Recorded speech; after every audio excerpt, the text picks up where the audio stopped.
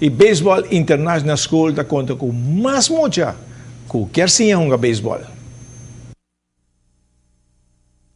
Después de la apertura del parque de centro de barrio Lago Heights, más mucha ha mostrado interés para sim jugar béisbol, pero llega el límite. Ook nós tem 32 mucha, até ainda tem hopi de não que bem, pero nós nós temos limitado também, não? Pero costa baiando hopi bom, hopi bom. A limitação do que eu tenho eu não gosto swear, tenho frau para eu não tenho que na lontura, mas eu tenho chega no limite, não? Sei, tá pensando nós temos limite, não? Sim, então nós não temos limite tudo coisa na maneira huiswerkbegeleiding, comida que coisa, nós podemos baiar com mais mucha.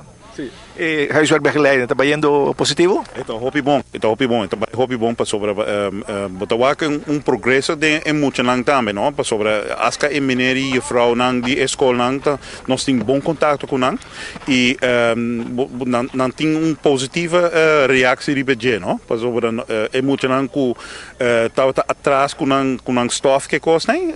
Botar reparar com nang trabalho hopi de lante com né. E prometo na subterrâneo na mescla full na huiswerk. Sim. Na mesa está claro que não huiswerk e agora não subveld.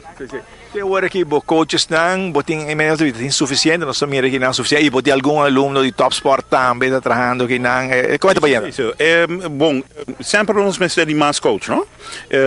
Mais trainers, não tem uma interna opleiding de nós que coisa, né? Pero está baiando bom, nós temos suficiente, pero sempre nós queremos mais pessoas, nós intenção está nós vai breitheid, não?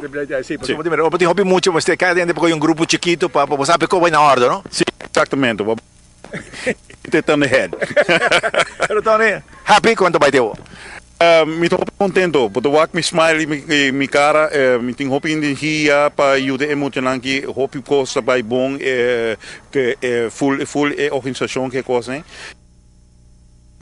Bom projeto com Tony Ramsey com o Cunei, está bem até agora que bom interesse, né? Tem 32 muito mais, pessoas não tem coisa na huiswerk, não tem preparando lunch para não ter parte, né? Porque agora que tudo custa de bom caminho.